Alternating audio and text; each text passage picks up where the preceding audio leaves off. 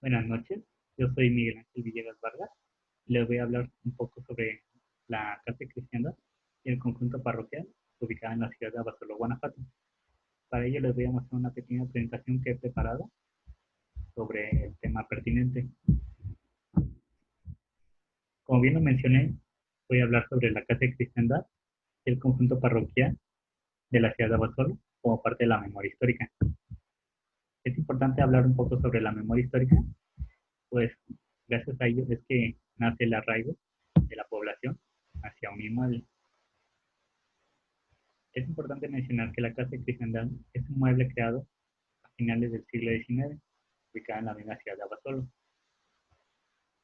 Este inmueble es importante por el hecho que pertenece a una etapa en la que Abasolo pasó de ser un pueblo a convertirse ya en una ciudad.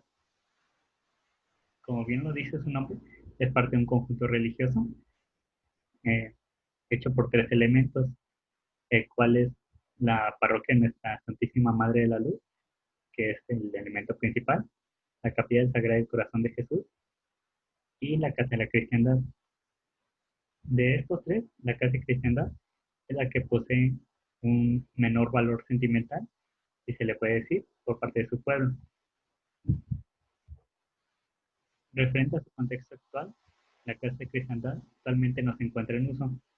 Por ello es que se ha ido perdiendo el arraigo hacia este mismo inmueble, pues aquello que no se siente un aprecio real por su población se termina por olvidar. Esto ha influido mucho en su conservación, pues aquello que no se aprecia no se cuida y por ende se termina destruyendo y perdiendo.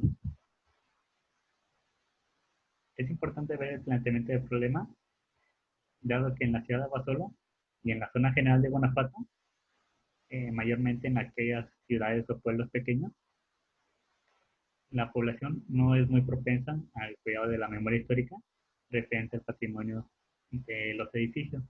Esto es tanto en la población local como en las autoridades pertinentes. Un ejemplo de ello es la Casa de Cristiandad, que actualmente se puede ver que se encuentra bastante deteriorado. También la pérdida del patrimonio se convierte en pérdida de interés e identidad.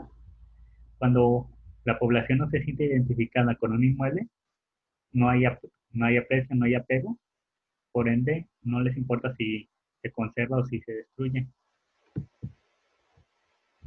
Para ello me he planteado cuatro objetivos principales, el cual es preservar la memoria histórica de la Casa de Cristiandad, lograr una integración del conjunto parroquial, volverlo un inmueble de utilidad que satisfaga las necesidades de la población local sin perder su valor histórico religioso, así como servir como un punto de apoyo para la preservación y conservación del patrimonio de la ciudad. ¿Por qué me baso mucho en el ideal de la memoria histórica? Porque gracias a ello es que se conserva el poco aprecio que aún tiene la casa de cristiandad. Cuando se restaura un inmueble, pero no se piensa mucho en cómo seguir conservándolo para la posteridad y que uno simplemente se fija en la imagen, el inmueble inminentemente volverá al deterioro y al abandono. Por ello es necesario hacer que la población vuelva a tener un uso del cual pueda ser aprovechado para que la población se sienta identificada y lo conserve. Para ello me planteo algunas preguntas de investigación. Aquellas que se me hacen más pertinentes para el tema en caso es cómo integrar el conjunto parroquial y cómo volverlo a su contexto inmediato en la ciudad. Referente al punto anterior, no solo es tratar de recuperar el inmueble como se encuentra en la actualidad, sino mejorarlo, llevarlo a un pasado de gloria y en base a la memoria que todavía tienen los pobladores y del aprecio que nace de esto, poder conservarlo, si es necesario darle un uso diferente, pero que vuelva a tener vida útil. Para ello me baso en una matriz de influencia, la cual es bastante básica, que parte del descuido patrimonial. Este aparece más o menos cuando empieza un abandono general, sean de viviendas o cualquier tipo de inmueble. Cuando se hay un abandono, muchas veces empieza a haber un sentimiento de inseguridad. Cuando esto aparece, se empieza a perder más parte del patrimonio y en este caso llega la pérdida del interés en el centro histórico. Esto también, tomado de la mano del crecimiento de la ciudad, lleva a la transformación o destrucción del patrimonio. Este es un punto que podemos ver en casi todas las ciudades. Hablando un poco sobre los conceptos ejes del conjunto y de la vida social, me he basado en dos pensamientos. Uno referente al punto arquitectónico, tomando el punto de vista de Kevin Lee, y otro a través de la vida cotidiana y la vida social.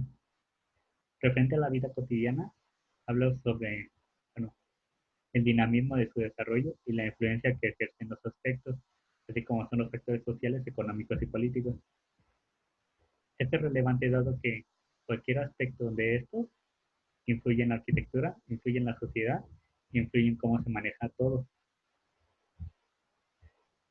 Por tanto, el aspecto social también influye en las constituciones dominantes, como es la familia, la educación y la religión, siendo este un inmueble de parte religiosa con influencias en el apoyo educativo. Referente un poco sobre la historia y la historicidad de la clase cristiana, debemos ver estas dos vertientes. Primero, la clase cristiana ha tenido tres etapas arquitectónicas relevantes. Una en 1896, que fue su primera etapa, cuando se creó el conjunto como tal. La segunda etapa, que es aproximadamente de 1932 al 64, en el cual tuvo un cambio de uso, en el cual la casa de cristiandad dejó de servir como un inmueble de apoyo religioso a pasar a ser un inmueble educativo.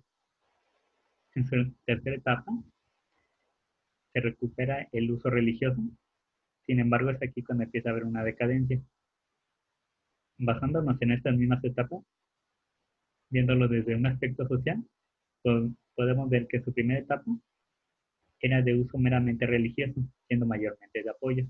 En su segunda etapa es cuando se da un cambio en su uso, que se vuelve en una escuela primaria y en el cual el inmueble se llena de vitalidad social. En la actualidad vuelve a tener un uso religioso, sin embargo en este punto hay una restricción a su acceso y es donde empieza la decadencia social. Sobre la patrimonialidad de la casa, podemos basarnos en los grupos sociales que han sentido apropiación o sienten apropiación hacia la casa. El primero, referente al grupo de 40 años aproximadamente, son quienes usaron la casa de cristiandad como una escuela primaria. El apego de este grupo de gente es el más grande que podemos encontrar dentro de la ciudad. Otro grupo que podemos encontrar de interés son las personas de 60 años o más, pues ellos son los que vivieron la etapa religiosa en su auge, así como también la transformación a una escuela primaria. Los grupos menores de 30 a 20 años también tienen una memoria religiosa, pues aunque ya no vivieron la etapa como una escuela primaria, sí vivieron una etapa en la que hicieron los encierros pastorales, muy comunes de aquella época. Por último, los grupos más jóvenes son quienes acompañan a familiares a reuniones del séquito religioso. Es en este punto donde la casa de cristiandad ya tiene mayor restricción y no se da acceso que no sea meramente religioso. La apropiación referente a la casa de cristiandad se define de acuerdo al recuerdo de su gente. Es lo que prácticamente hace que la casa aún se conserve. También referente a la identidad de la casa, la memoria histórica se encuentra en peligro dado que el recuerdo está ligado al hecho de la existencia de la casa. Esto quiere decir que si la casa llegara a desaparecer, se va a perder el recuerdo y se va a perder el inmueble.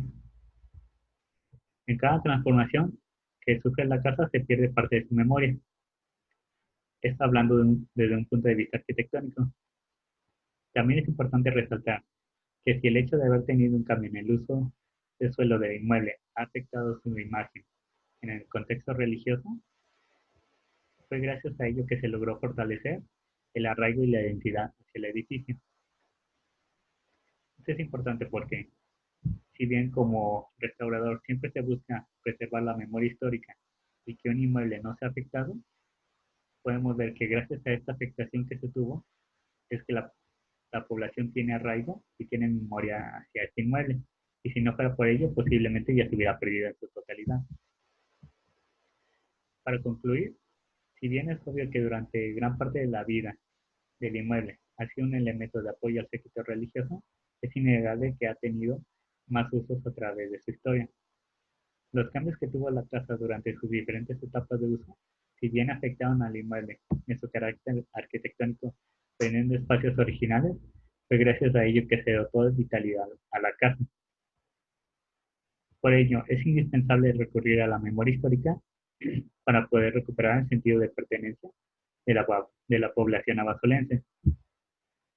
Con ello concluyo que, si bien ya se perdió parte del edificio, no es necesario volver al inmueble como estaba en un principio, sino preservar lo que aún se tiene, apoyarse en la memoria histórica de sus pobladores, crear un arraigo, darle un nuevo uso al inmueble y que sea de acceso público para que la población se sienta identificada con el elemento, pueda utilizarlo, pueda vivirlo, preservarlo, cuidarlo y que así pueda seguir para mayores generaciones.